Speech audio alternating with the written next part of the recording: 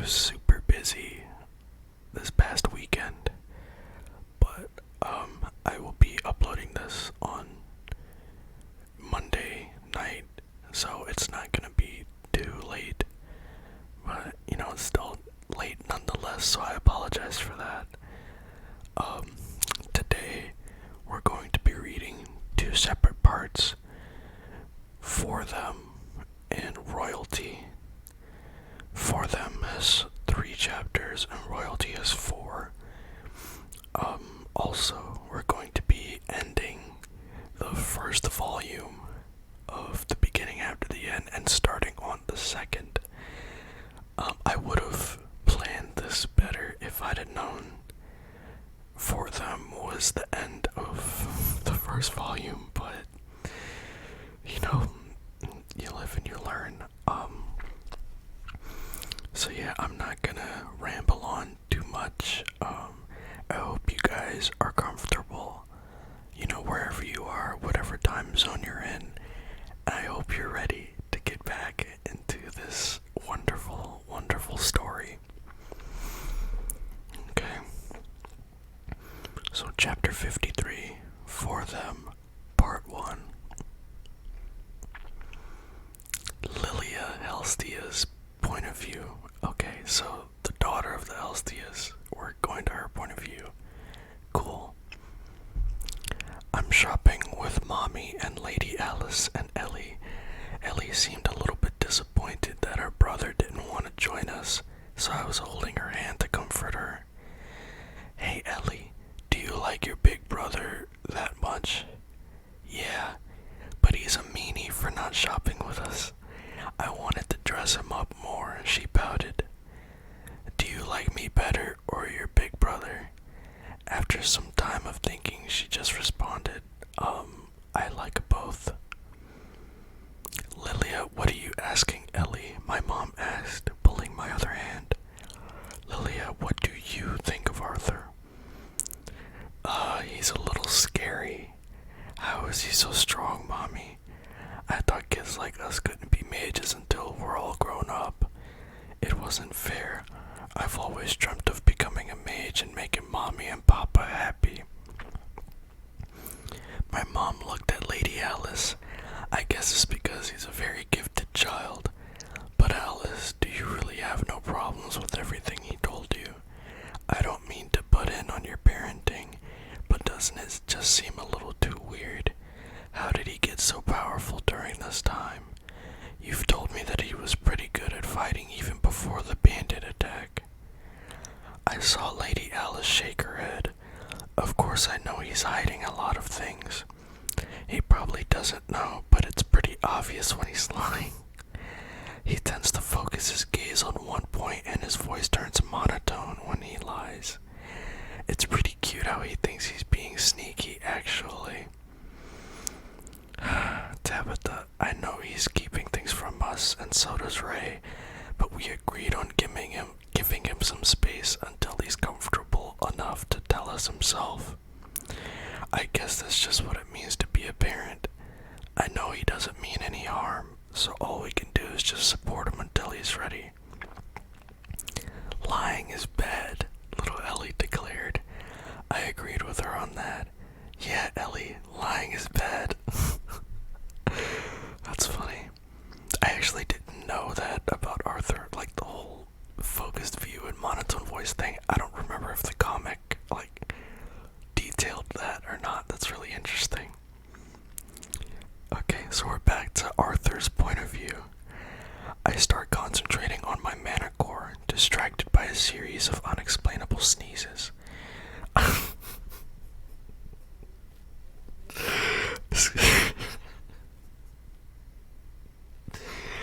I apologize if my laughter is loud. I just thought that was funny. Because the whole superstition where if people are talking about you, they start sneezing. Or you start sneezing. It's pretty funny. I was getting too impatient with my training. I wanted to hurry up and get to the previous level in my past life, but that wasn't happening as fast as I wanted it to. The little fight with Director Good Sky made it all too real for me. I was too inexperienced wasn't used to fighting the way mages fought in this world. The fact that there was nothing like conjurers in my previous world made fighting one a lot more difficult. My concentration wavered while my mind flashed back to my past life. The scene on that foggy night when the orphanage's head caretaker, the closest thing to a mother figure I had, was shot. I was still young at the time, but if I think back now, that was probably the reason I had started training like a madman. Head mother was the one that picked me off the streets, giving me a steamed bun. After that, she took care of me, taught me how to read and write, scolded me, and taught me basic manners. It's like that saying, you can't be a main character without dead parents. I know it's not funny, but come on, it's a little funny. I didn't want to become a king, I just wanted vengeance. I just wanted to be strong enough to kill the ones responsible for the death of a person who had taken care of me, who had loved me. It was never as simple as that, though. It had turned out that the ones responsible for killing the orphanage head caretaker, along with other leader figures of the various orphanages, were in the military from another country. I realized then that no matter how powerful an individual was, he was still just one person.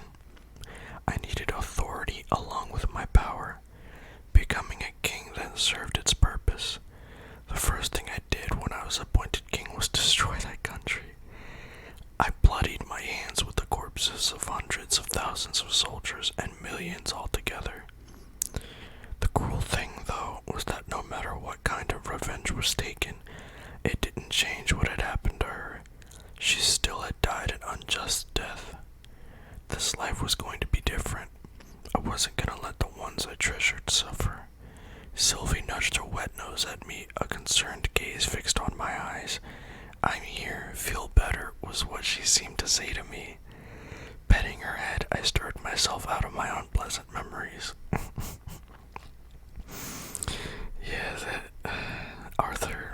Arthur's had it rough. He's had it really rough. And those bits of the story when he's thinking back to his past life, I always liked it.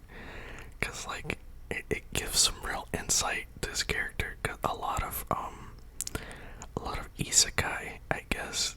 Yeah, this technically would be an isekai. But a lot of isekai characters, you don't really see too much into their past life. So, getting one where you do is actually really interesting to me. Okay, time for them. Part 2, chapter 54, I'm sorry. I washed myself off, laughing at the crying Sylvie who still hated getting wet. I was glad I had her by my side. It wasn't healthy for me to be alone thinking by myself for too long. Just on time, the girls got back from their shopping trip by the time I had finished dressing up. I hopped down the stairs to greet them. Brother is a meanie. My sister just puckered her lower lip with her arms crossed. Is it because I didn't go shopping with you, Ellie? I'm sorry. I patted her turned head, which made her tense her face as she forced herself to keep from smiling. How was shopping, Mom, Lady Tabitha? Did you guys buy a lot of stuff? I asked, my hand still on my sister's head. We didn't buy much, just a couple of new outfits for Ellie and Lilia, my mother responded. At this time, I heard a storm of footsteps coming toward us. Vincent arrived beside us with an excited look on his face. His eyes were a little red and he had an uncontained smile on his face. Oh, wait. Oh my god, okay, he's gonna tell them what Arthur said. You guys are finally here, he said, picking up his daughter and kissing her cheek. Honey, why are you so flustered? Have you been crying? What's going on? Tabitha had a bewildered look on her face from confusion and worry. Vince did look a little crazy right now. You didn't tell them yet, Arthur. He faced me, the goofy smile still pasted on his face. Shaking my head, I chuckled. I just got down as well. I was about to tell them. Tell us what, baby? My mother had a look of concern as well. Mothers never liked not knowing what was going on.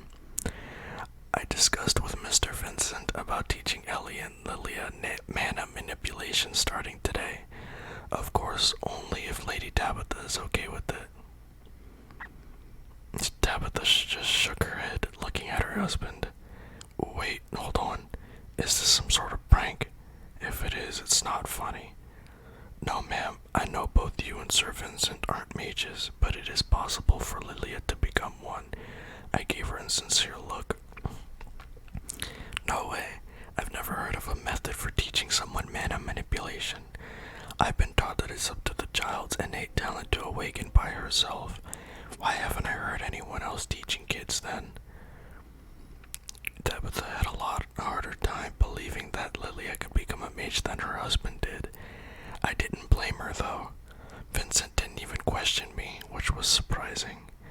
The biggest worry for a mother from a noble family was the future of her children, and in a society where mages are the elites, the healthiest lineage, no matter how rich they were, would get more than a few looks of pity. I've never heard of anything like teaching a child mana manipulation either, Art. How do you plan on doing this? My mother asked. Mom, you guys all know how I awakened at the age of 3, right? I still remember what happened and why I did. I'm going to do what I did on myself to them. I'll still have to test them before I can even start, but for Ellie, I'm 100% sure she'll be able to awaken, and for Lilia, around 70%, I answered. The probability was higher than what I said for Lilia, but I didn't want to get their hopes up too much. There was still a chance she wouldn't be able to awaken. Heavens, this is... Give me a minute, I need to sit down. I noticed Tabitha's knees were wobbling as she made her way to the couch. This isn't going to be an instant thing. It'll take a few years for them to awaken on their own after I teach them. The Helstia parents just nodded at this, and I've turned to face the confused Lilia and Ellie. Sorry about that, I adjusted in my chair. Actually, let me... Okay, I had to scoot up a little bit. I was getting kind of uncomfortable, but I didn't want to make too much noise. Ellie, Lilia, can you guys sit down on the floor over by the fireplace? I instructed, guiding them into the living room. I want you guys to sit in your most comfortable position, back to back. Leave some space so I can sit in between. Ellie was still a little clueless as to what was going on, but Lilia had gotten the gist of what was happening, and I could see the determined look on her face. Ellie sat down with her legs stuck out in front of her, while Lilia sat in a more ladylike position, with both her legs tucked in on her left side. Okay, before I do anything, I want you guys to close your eyes and concentrate.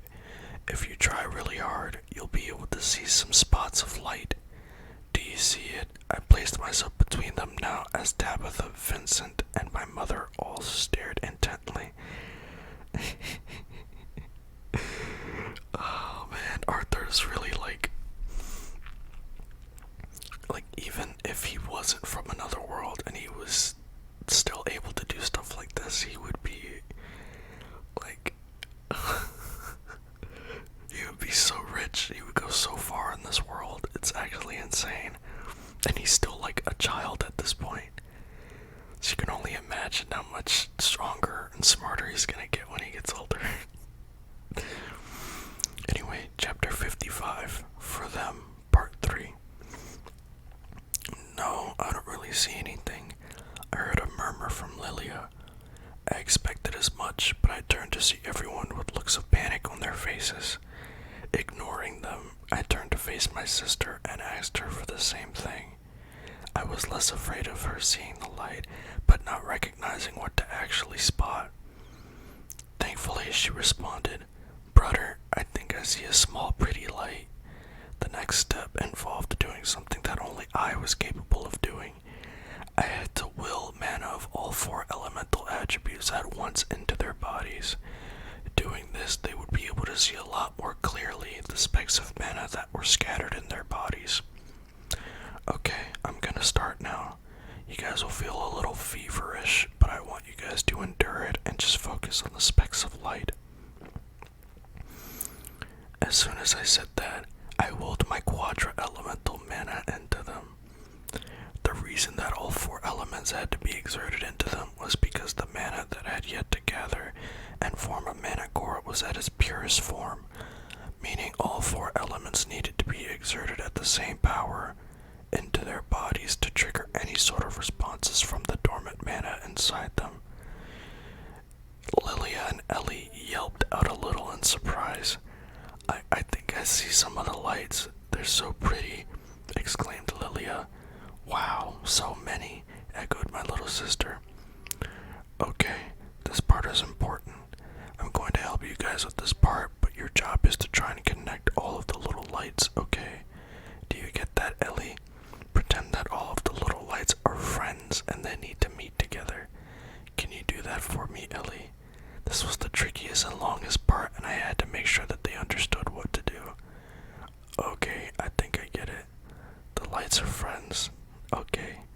I remained in my position for over an hour to trigger the dormant mana in their bodies, at least to the point that they would be visible enough for them to manipulate and gather. Taking a deep breath, I removed my hands from their backs, instructing them to continue gathering the little lights until the lights disappear. How is it? Do you think Lilia will be able to become a mage? Both the Helstia parents were a mess. They had anxious look on their faces while Vincent was nervously chewing on a fingernail. I looked at my mother, and even she had a hint of uneasiness in her eyes. I responded with a wide smile. Don't worry, both Lilia and my little sister should awaken as mages within a few years. My plan was to do this with them every day for the few months that I'd be home. By then, they should be capable of training on their own to form a mana core. Tabitha didn't even let me finish as she picked me up into a big hug. Oh, thank you, thank you, thank you. My baby will be able to learn magic. Oh my goodness, I was so worried what her future would be like since both of us aren't mages. Thank you so much, Arthur. Vince's face was streaming tears as he kept his gaze on his daughter, meditating. My mother patted my head silently, giving me a proud smile. It wasn't as big of a deal for Ellie to become a mage since her whole family could use magic. The chances of her never awakening would have been slim to none even if I didn't do anything. I was just speeding up the process. I had figured the faster she learned magic, the faster she would be able to protect herself. That's a good big brother right there. Smart too. The 2 girls lasted a couple of hours before the mana I exerted dispersed out of their bodies. Surprisingly, Lilia actually lasted longer than Ellie. She definitely had more willpower than my 4-year-old sister. My father came a bit after from the guild hall and was ecstatic for the Helstia family that they were going to have their first mage in the family. Picking up Eleanor and rubbing his beard on her cheek, my father just cooed. Oh, my little baby is going to be strong like her big brother. Promise me you won't be stronger than father, okay? Or he'll be very sad. My mother just laughed at this while my sister just giggled, pushing her father's face away. Papa, your beard tickles. Stop. We had a great dinner party that night. Vincent and Tabitha went all out on the delicacies, leaving my mouth watering and Sylve drooling right next to me. We ended the night with everyone merry, Vincent going around offering drinks to even the maids and butlers. The following days I consisted of condensing my mana core and my elemental skills along with my dragon will's power. What the heck? This was a mind-numbingly slow process, and I felt myself stagnating because of the lack of stimulation. I spent a few days out of the week sparring with father, but I could tell he was afraid of hurting me, always holding back even when it was unnecessary. Besides my training, I spent a couple of hours every day watching over my sister and Lilia while they continued their journey to form their cores. It was a strenuous process, and I could see my sister becoming a bit more impatient with the training, but I did my best to help her through it by making games out of it. During this time, I got to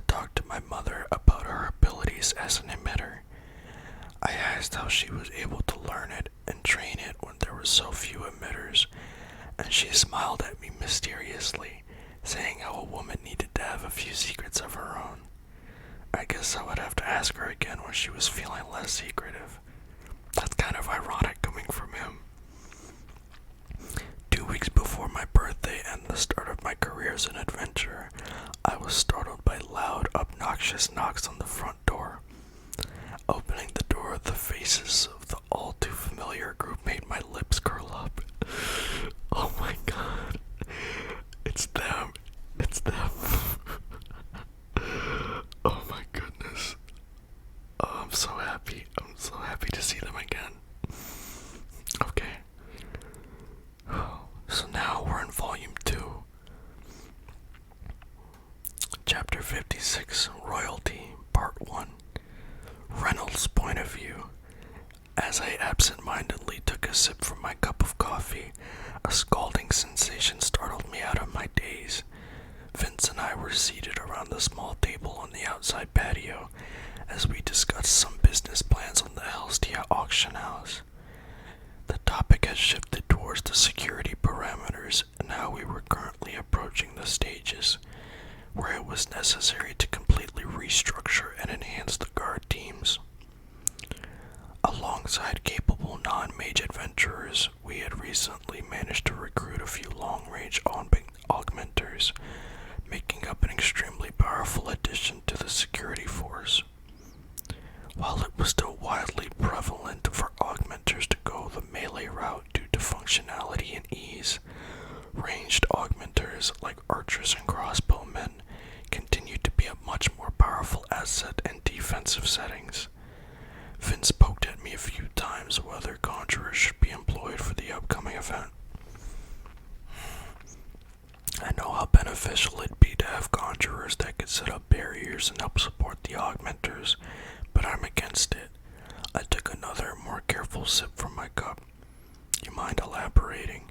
You just said how helpful it'd be to have them, he rebutted as he rhythmically stirred his tea. Setting down my cup, I replied, if we're just talking about firepower, I'd be all for it, but you know it's not as simple as that, Vince. It would affect team morale having even a few conjurers and a team of augmenters.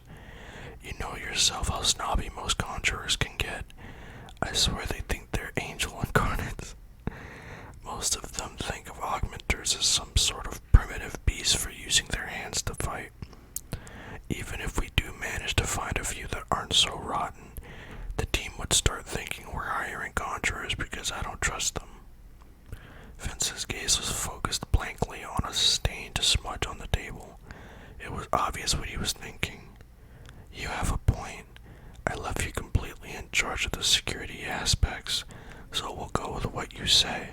But we need to be absolutely sure the 10th anniversary Helstia auction goes well. Even the royal family will be there this time. We can't let any commotions get too big.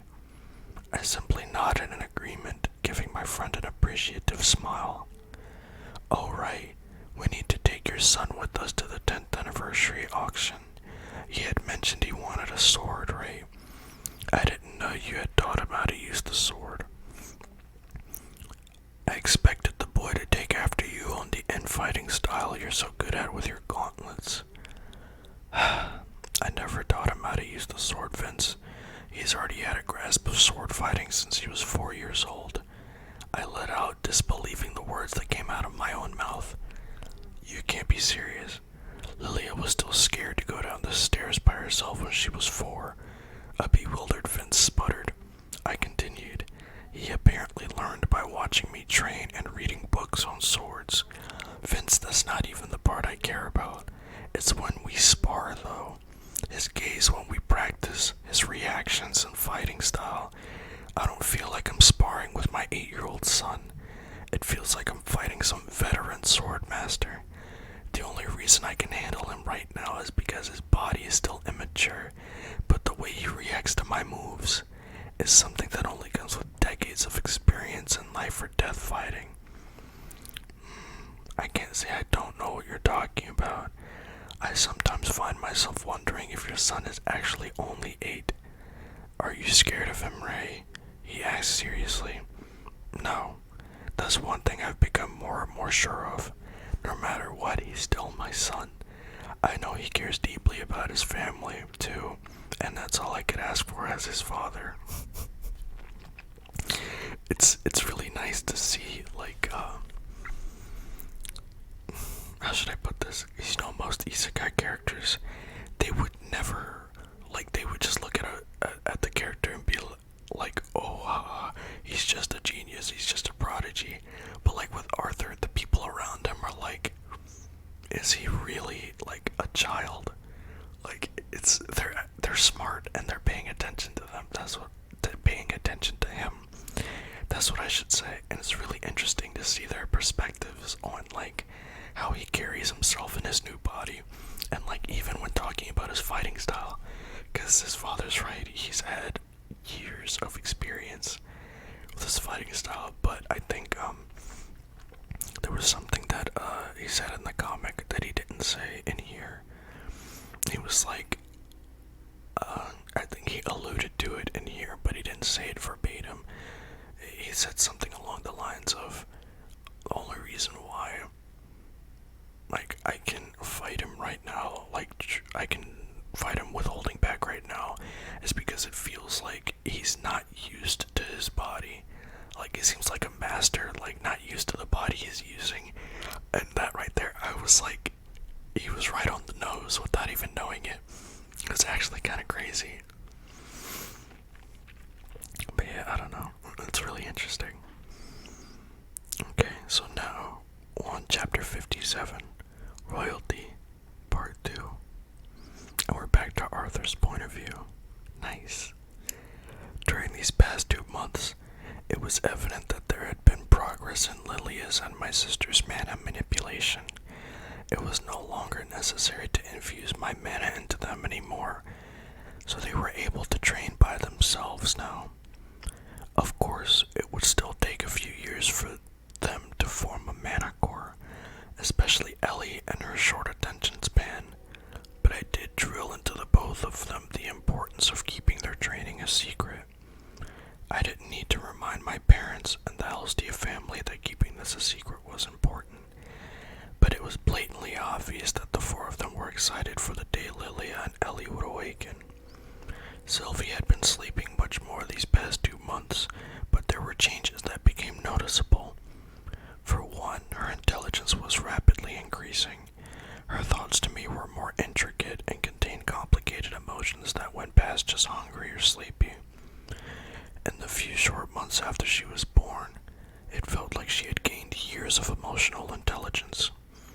One major change had happened recently. She learned how to transform. I feel like that's also something that's uncommon. Like, if she was paired with a regular child, then she probably wouldn't be maturing as fast as she is, but because Arthur is who he is and who he used to be, that's like the main reason why Sylvie is maturing at the rate that she is. So I think that's also something really interesting. Okay, it wasn't really something as drastic as transformation, but she was able to manipulate her body a little. It felt like it happened so suddenly. I had been pondering how to hide her appearance in the days to come when she grows larger. She had been beside me when she started whining and scratching herself as if uncomfortable. The next thing I knew, her red spikes began retracting while her horns got smaller. It was a mind-blowing surprise. Now, most of the time, Sylvie just kept her spikes and horns retracted, making her look more like a cute black scaled fox with little horns. Throughout this time, both Vincent and Tabitha had insisted on giving me more gifts as thanks. Even if I wasn't able to acquire the cloak or mask, I had been planning on training Lilia. After all, she's part of the family that helped my family, so as far as I was concerned, there was nothing to lose in helping them. After numerous refusals, we had finally settled on something they could get me: a sword. My body had finally grown big enough to properly handle a small sword without awkwardly toppling over at the slightest mishap. It wouldn't be bigger than an adult-sized dagger, but it finally allowed me to train my swordsmanship with something other than a wooden stick. We had family event and have both my family and Vincent's family go visit the 10th anniversary Healthia auction. Waiting in the living room downstairs for my father and Vincent to get ready, I heard an obnoxious knock from the front door. Sheesh, knocking once is plenty. I let out a slightly annoyed shout that I'd get it since I was close by anyway. No need to trouble the maids when I was right next to the door. Who's there? Oof. I was hit with the nostalgic sensation of getting smothered by a pair of foam pillows. A classic way of assassination, but shouldn't it be used while I'm sleeping? Oh my goodness, you were alive. Look how big you've gotten. I'm so sorry, Arthur. I wasn't able to protect you. I'm so glad, the lady sniffled. Angela, I don't think he can breathe, a comforting voice pointed out. Sorry, Angela squealed. Peeling my face away, I smiled at the sight of my companions. It's so good seeing you guys again. My giant guardian angel, Durden, patted my head, and I saw his narrow eyes getting watery, triggering a tear from me as well. So emotional. Adam smacked me on the butt. Little brat, you know how devastated everyone was because of what happened. It's good to see you again. You've gotten better looking, Arthur. I turned to see the charismatic Helen Shard with her signature bow, still strapped to her back, squat down in front of me. She lightly pinched my cheek and gave me a sympathetic smile before standing up. Suddenly, I'm embraced again, but this time I was thoroughly surprised. It was Jasmine. That cold, aloof Jasmine. She kept mute as she just tightened her arms around me, letting out soft sniffles. I couldn't resist the urge to pet her head when she suddenly peeled herself away from me, her face red. Quickly standing up and trying to regain composure, she shot me an embarrassed nod and turned away. At this time, Sylvie woke up from her nap on the couch and trotted towards us. Whoa, what is that? Adam exclaimed. The rest of the twin horns had the same expression of surprise as even Jasmine turned back to look at the mysterious mana beast. She's my contracted beast, Sylvie, I announced while my bond hopped on top of my head. Holy crap, you already have a contracted beast. Do you know how valuable it is to have a bond? Oh man, I've been trying to look for a beast to tame these past few years, but with no luck. The ones that they sell are way too expensive too, lucky brat. Adam was practically pulling his hair out in jealousy. Bonds, or contracted beasts for the official term, were highly sought after by both types of mages.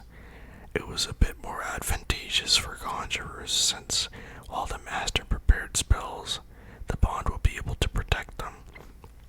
However, it was also very useful for augmenters as well, who often sought after beasts to contract them as mounts or a partner to have their back, which is a pretty cool concept. What's with all the commotion down? You guys are here. My father, wearing his uniform, leaped down the flight of stairs and rushed towards his ex-party members. He was giving all of them a hug as my mother and sister came down soon after. Everyone, it's so good seeing you guys again, my mother exclaimed. She didn't have the chance to say anything more as the girls all threw themselves at her and started drooling over my baby sister, both of whom were dressed very nicely for the event. My parents hadn't seen the twin horns for almost as long as me, so everyone was just as excited. Oh my goodness, Ellie looks just like you. She's going to grow up to be so pretty. Cute. Ray is going to have his hands full soon with potential candidates. Can you tell me how old you are? I'm 4. The girls were a jumble of excitement and estrogen as they ogled Ellie. Vincent came down soon after with Tabitha and Lilia. The mother and father duo were matched in a black suit and dressed while Lilia was sporting a flowery dress under a warm cloak.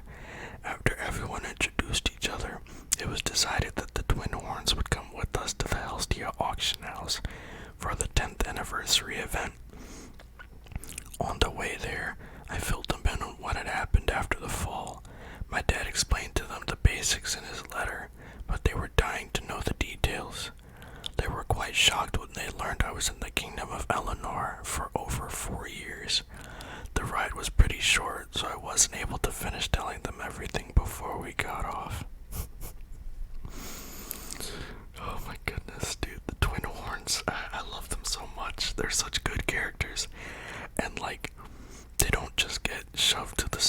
like a lot of side characters tend to be, you know.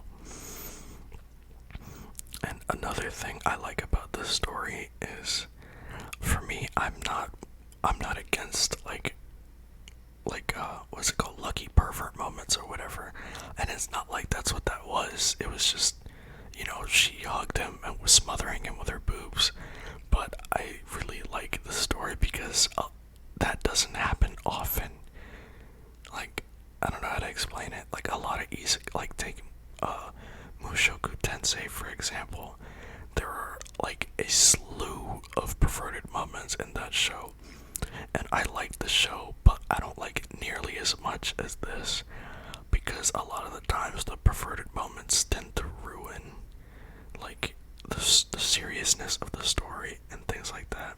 I don't know. It's just me. I might just be weird. But whatever. Okay, chapter 58. Royalty, part 3. The first thought that had come to mind upon arrival was that Vincent really put in a lot of work into this. The Helstia auction house was breathtaking. It was rather misleading to even call it a house, as it towered high above any of the other buildings nearby. I've been to many national and historical monuments that were created by the most famous architects, but this was on a different level. I suspected that they had a lot of help from conjurers from how large it was. The auction house was a magnificent theater with intricate designs all over. The main doors were over 4 meters in height and were made from petrified wood with carved designs on it. Compared to the naturalistic and elegant designs that I saw in the Elf Kingdom, this was more complicated with grandeur. It was in the shape of a half-cylinder, with detailed stone sculptures of different weapons as supports. We arrived early, so only the workers and guards were present, preparing for the event. The inside was equally, if not more, stunning. The front door opened to a path that stretched out to a stage on the other end. To our left and right, there were rows of escalating seats made from a rather luxurious burgundy leather that could fit over 10,000 people comfortably. Upon looking up, I noticed that there were encased booths at the very top of the rows of seats, and even higher. There was a single room attached to the ceiling and back wall with glass surrounding it, giving a clear view of the stage. It was easy to guess that those booths, as well as the single room, was for the VIP.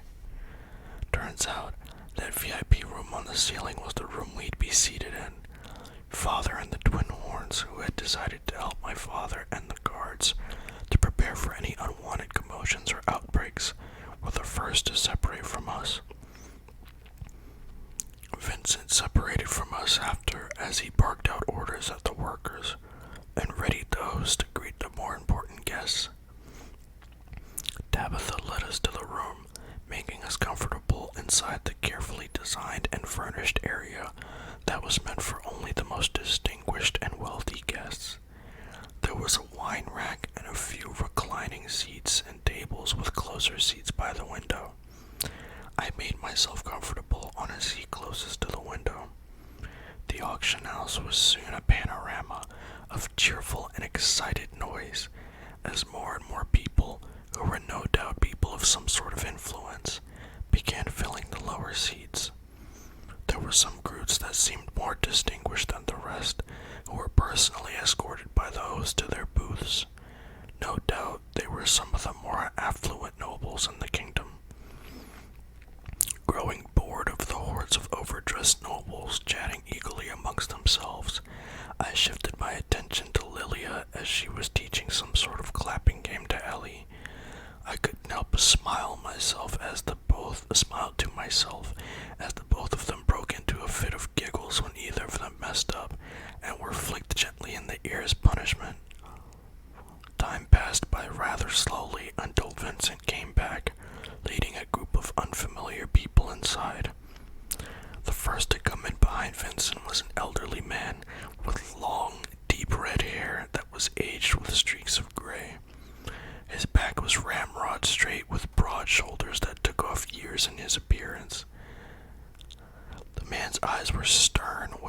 harsh, sword-shaped eyebrows, giving him an undeniably eye-catching presence. He was wearing a red robe lined with white fur around the collar and had a cane that shined brighter than any silver I had previously seen.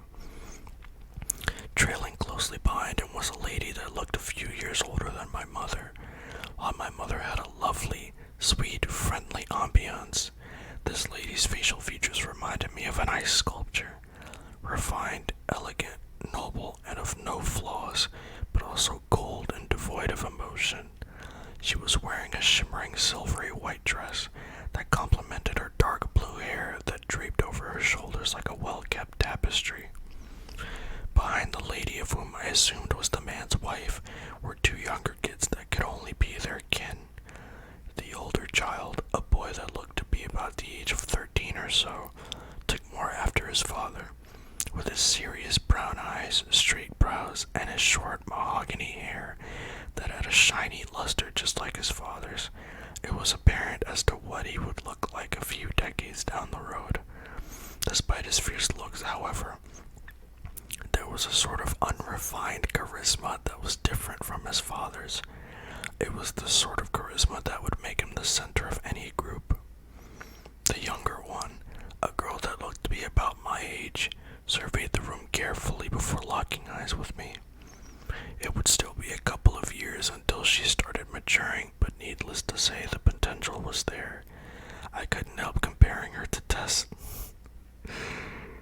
They would both grow to be captivating to the men around them, but in different ways. Tess was the lovely girl next door, with her comforting almond-shaped eyes that glowed a bright teal, her peaches and cream complexion and rosy cheeks. Her unique gunmetal hair complemented her eyes, giving her a mysterious yet approachable aura. No, this girl was the complete opposite. Her porcelain white complexion was a canvas for her meticulously carved facial features. Her penetratingly sharp eyes that seemed much too mature for her age was a dark brown shade that appeared large because of her long, thick eyelashes. Her hair was a glaring black, which she got from her mother. Compared to her dark hair and eyes, however, her small lips were covered in a soft pink shade that gave life to her doll-like appearance. It was hard not to wonder how they would grow up to be, whether Mother Nature would make them bloom or wither. It's kind of weird because, like, I know Arthur's not, I know he's not sexualizing them in his own eyes. Like, he's just literally describing their appearance and, like, wondering how they would look as they got older. But it's still weird to me, kind of. It would be weirder if I didn't already know, like, the character and stuff. But I don't know. I know he's not, like, he's obviously not being a pervert when he's talking about them. He's literally just objectively talking about their appearance. I don't know. I like, I know there are a handful of people that found this part weird. Like, I just saw a comment that was like a paragraph long talking about how it was, they don't think it's acceptable and stuff like that. I'm just like, I mean, I don't know, he's not being a pervert about it, so I'm just kind of like, whatever. I don't know. Chapter 59, Royalty, Part 4. Peeling my eyes off of the girl in front of me, I focused on the three guards that followed after the picturesque family. I didn't know we would be in here with guests, Vincent. The man said neither harshly nor kindly. I apologize, Your Majesty.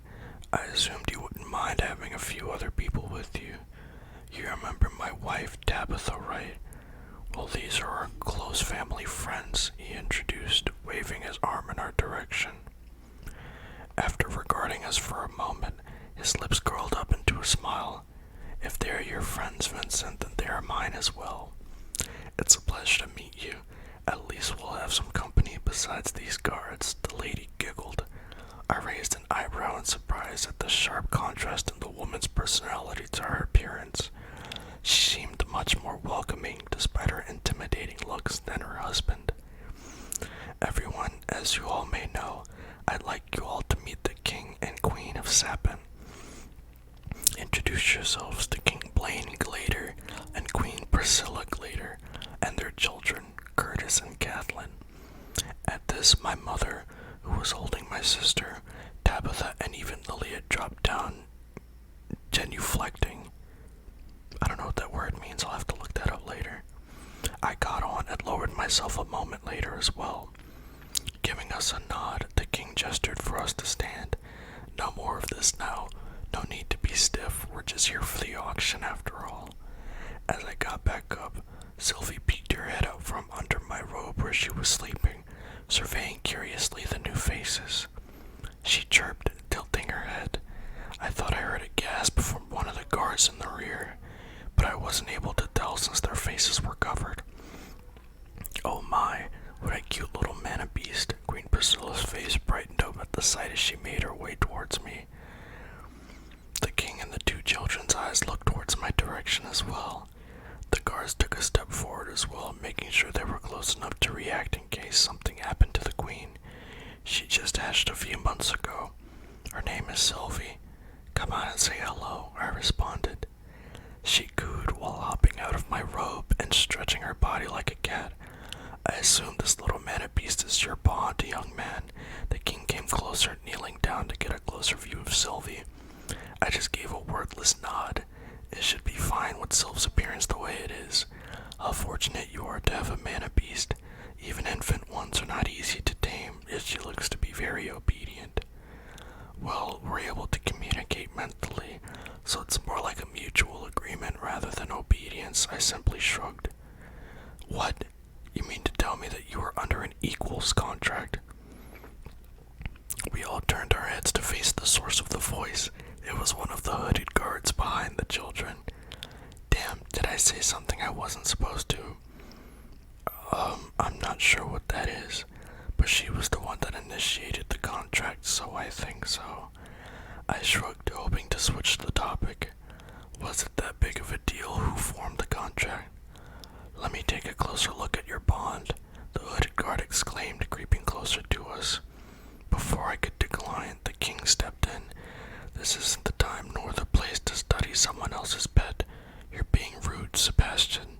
His gaze turned harsh as he rebuked him. My apologies, he said, hoping I'd complete the sentence. Arthur Leywood, I finished, giving a curt bow. As he and his wife gave me a small smile, we took our seats in time to hear the clear voice declaring that the auction would start soon. A cold shiver made me turn back just to see Sebastian, who had taken off his hood, staring intently at Sylvie, who was nestled on my lap. Yeah, I completely forgot about Sebastian. Yeah, this dude is definitely weird. But I'm not gonna say anything else about him, because I don't want to spoil it. It definitely gets really interesting. Also, I accidentally dropped my phone. Whoops.